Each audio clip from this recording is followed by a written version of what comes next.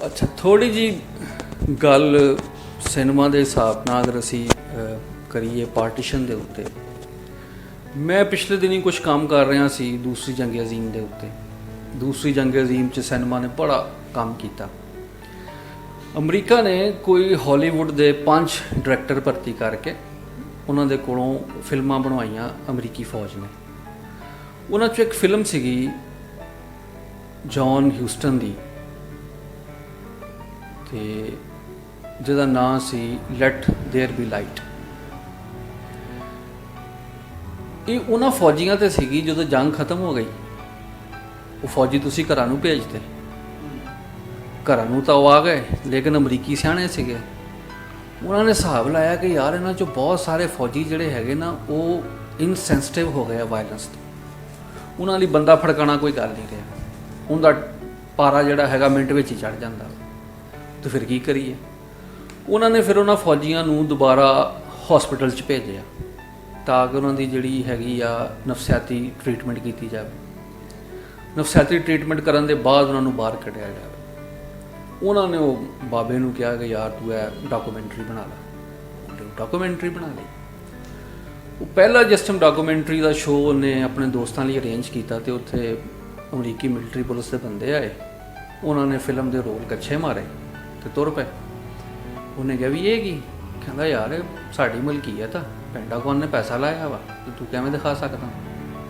ਖੈਰ ਉਹ ਫਿਲਮ ਖਟਾਈ 'ਚ ਪਈ ਉਹ ਕਾਫੀ ਅਰਸਾ ਤੱਕ ਸਾਹਮਣੇ ਨਹੀਂ ਆਈ। ਬਹੁਤ ਅਰਸੇ ਬਾਅਦ ਜਾ ਕੇ ਹਾਲੀਵੁੱਡ ਦੇ ਜਿਹੜੇ ਵੱਡੇ ਡਾਇਰੈਕਟਰ ਸੀਗੇ ਉਹਨਾਂ ਨੇ ਕੰਪੇਨ ਚਲਾਈ ਕਿ ਯਾਰ ਇਸ ਫਿਲਮ ਨੂੰ ਨਾ ਰਿਲੀਜ਼ ਕੀਤਾ ਜਾਵੇ। ਉਹ ਕਿਤੇ 80s ਵਿੱਚ ਆ ਕੇ ਫਿਲਮ ਰਿਲੀਜ਼ ਹੋਈ ਕਿ ਉਹ ਉਹਨਾਂ ਸਿਪਾਹੀ ਜਿਹੜੇ ਜੰਗ ਤੋਂ ਵਾਪਸ ਆਏ ਆ ਦੂਸਰੀ ਜੰਗ ਅਜ਼ੀਮ ਤੋਂ, ਉਹਨਾਂ ਦੇ ਹਾਲਾਤ ਕੀ ਹੋਏ ਨਫਸਿਆਤੀ ਤੌਰ ਤੇ। ਇਸ ਫਿਲਮ ਨੂੰ ਦੇਖਦਿਆਂ ਹੋਇਆ ਮੇਰੇ ਜ਼ਿਹਨ 'ਚ ਸਵਾਲ ਆਇਆ ਕਿ ਯਾਰ ਅਸੀਂ ਤਾਂ ਗੁਲਾਮ ਸੀਗੇ, ਸਾਡਾ ਤਾਂ ਇੰਨਾ ਬੰਦਾ ਇਹਨਾਂ ਨੇ ਜੰਗ ਵਿੱਚ ਚੁੱਕ ਕੇ ਵਾੜ ਛੱਡਿਆ ਗੋਰਿਆਂ ਨੇ, ਤੇ ਉਹਨਾਂ ਨੂੰ ਬਗੈਰ ਕੋਈ ਸਾਈਕੋਲੋਜੀਕਲ ਟਰੀਟਮੈਂਟ ਦਿੱਤਿਆਂ, ਬਗੈਰ ਉਹਨਾਂ ਨੂੰ ਡੀ ਬਰੀਫ ਕੀਤਿਆਂ ਜਾਂ ਉਹਨਾਂ ਨੂੰ ਟਰੀਟਮੈਂਟ ਕੀਤਿਆਂ, ਰੀਹੈਬਿਲਿਟੇਸ਼ਨ ਕੀਤਿਆਂ, ਉਹ ਚੁੱਕ ਕੇ ਵਾਪਸ ਸੁਸਾਇਟੀ 'ਚ ਭੇਜ ਛੱਡਿਆ ਕਿ ਜਾਓ ਜੀ। ਔਰ ਵਾਪਸ ਭੇਜਣ ਦੇ 2 ਸਾਲ ਬਾਅਦ ਉਹਨੇ ਇੰਡੀਆ ਬਣ ਛੱਡਿਆ। ਹੁਣ ਪੰਜਾਬ ਦੇ ਵਿੱਚੋਂ ਬੜਾ ਸਿਪਾਹੀ ਗਿਆ ਸੀਗਾ, ਮੁਸਲਮਾਨ ਵੀ ਸੀ, ਹਿੰਦੂ ਵੀ ਸੀ। ਉਹ ਜਿਹੜੇ ਵਾਪਸ ਆਏ ਉਹਨਾਂ 'ਚੋਂ ਕਈ ਬੰਦੂਕਾਂ ਵੀ ਨਾਲ ਲੈ ਕੇ ਆਏ। ਅੱਛਾ, ਤੁਸੀਂ ਲਿਟਰੇਚਰ ਚੱਕ ਕੇ ਦੇਖੋ ਪਾਰਟੀਸ਼ਨ ਦਾ, ਉਹਦੇ ਵਿੱਚ ਤੁਹਾਨੂੰ ਇੱਕ ਨਾ ਇੱਕ ਫੌਜੀ ਕਿਰਦਾਰ ਐਸਾ ਮਿਲਦਾ ਵਾ ਜਿਹਦੇ ਉੱਤੇ ਪੂਰਾ ਪਿੰਡ ਤੱਕੀਆ ਕਰਦਾ ਬੈਠਾ ਹੁੰਦਾ ਵਾ ਕਿ ਯਾਰ ਇਹ ਫੌਜੀ ਸਾਨੂੰ ਜਿਹੜਾ ਹੈਗਾ ਉੱਥੋਂ ਕਢਵਾਏਗਾ ਬਾਹਰ, ਸਿੱਖਾਂ ਕੋ ਬਚਾਏਗਾ ਜਾਂ ਮੁਸਲਿਆਂ ਕੋ ਬਚਾਏਗਾ। ਸਾਡਾ ਸਿਪਾਹੀ ਤਾਂ ਰੀਹੈਬਿਲਿਟੇਟ ਨਹੀਂ ਕੀਤਾ।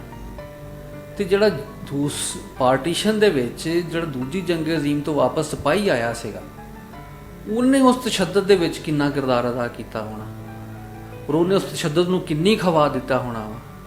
ਉਹਦੇ ਲਈ ਬੰਦਾ ਮਾਰਨਾ ਤਾਂ ਬਹੁਤ ਆਸਾਨ ਸੀਗਾ। ਜਿਹੜਾ ਸਾਹਮਣੇ ਬਰਛੀ ਚੱਕ ਕੇ ਆਇਆ ਔਰ ਸਾਹਮਣੇ ਦੂਜੇ ਮਜ਼ਹਬ ਦਾ ਬੰਦਾ ਆਇਆ, ਉਡਾ ਦੇ ਬਈ, ਕਿਉਂਕਿ ਦੁਸ਼ਮਣ। ਇਹ ਜਿਹੜੀ ਸੂਰਤ ਹਾਲ ਹੈਗੀ ਆ, ਇਹਦੇ ਉੱਤੇ ਵੀ ਸਾਨੂੰ ਅੱਜ ਸੋਚਣ ਦੀ ਜ਼ਰੂਰਤ ਹੈਗੀ ਆ ਕਿ ਯਾਰ ਅਸੀਂ ਤਾਂ ਬਿਲਕੁਲ ਹੀ ਯਤੀਮ ਗਰੀਬ ਸੀਗੇ। ਆਪਣੇ ਤੁਸੀਂ ਬੰਦੇ ਲੈ ਗਏ ਹਸਪਤਾਲਾਂ ਦੇ ਵਿੱਚ, ਉਹਨਾਂ ਨੂੰ ਟਰੀਟਮੈਂਟ ਕੀਤੀ ਸਾਡੇ ਗੋਰੇ ਮਾਸਟਰਾਂ ਨੇ, ਗੋਰੇ ਆਕਾ ਨੇ, ਤੇ ਸਾਡੇ ਜਿਹੜੇ ਬੰਦੇ ਸੀਗੇ ਉਹ ਐਵੇਂ ਚੁੱਕ ਕੇ ਸੁੱਟ ਗਏ ਸਾਡੇ ਕੋਲ। ਔਰ ਉਹਦੇ ਬਾਅਦ ਪਾਰਟੀਸ਼ਨ ਕਰ ਛੱਡੀ ਔਰ ਕਈਆਂ ਨੂੰ ਅਸਲਾ ਵੀ ਦੇ ਛੱਡਿਆ, ਕਈਆਂ ਕੋਲ ਅਸਲਾ ਖੋਹ ਵੀ ਲਿਆ। ਉਹਨਾਂ ਨੇ ਪਾਰਟੀਸ਼ਨ ਦੇ ਵਿੱਚ ਆ ਕੇ ਜਿਹੜਾ ਤੇਜ਼ ਕੀਤਾ ਕਤਲੇਆਮ ਨੂੰ।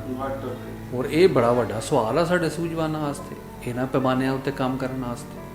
ਤੇ ਸਾਨੂੰ ਇਹ ਵੀ ਦੇਖਣਾ ਚਾਹੀਦਾ ਵਾ, ਇਹਦੇ ਬਾਰੇ ਵੀ ਕੁਛ ਨਾ ਕੁਛ ਸੋਚਣਾ ਚਾਹੀਦਾ ਵਾ। ਤੇ ਬਹੁਤ ਸਾਰੀਆਂ ਚੀਜ਼ਾਂ ਨੇ ਜਿਹੜੀਆਂ ਅਸੀਂ ਸਮਝਦੇ ਹਾਂ ਕਿ ਸਿਨੇਮਾ ਦੇਖਦਿਆਂ ਹੋਇਆਂ ਜਾਂ ਸਿਨੇਮੇ ਨੂੰ ਪੜ੍ਹਦਿਆਂ ਹੋਇਆਂ ਅਸੀਂ ਜਿਹੜਾ ਹੈਗਾ ਵਾ ਉਹਨੂੰ ਨਵੇਂ ਢੰਗ ਨਾਲ ਆਪਣੇ ਇਰਦ ਗਿਰਦ ਜਿਹੜੀ ਹਕੀਕਤ ਬਣਾ ਕੇ ਸਾਨੂੰ ਦਿੱਤੀ ਜਾਂਦੀ ਆ, ਉਸ ਹਕੀਕਤ ਨੂੰ ਤੋੜ ਕੇ ਉਹਦੇ ਵਿੱਚੋਂ ਇੱਕ ਸੱਚ ਲੱਭਣ ਦੀ ਕੋਸ਼ਿਸ਼ ਅਸੀਂ ਕਰ ਸਕਦੇ ਹਾਂ।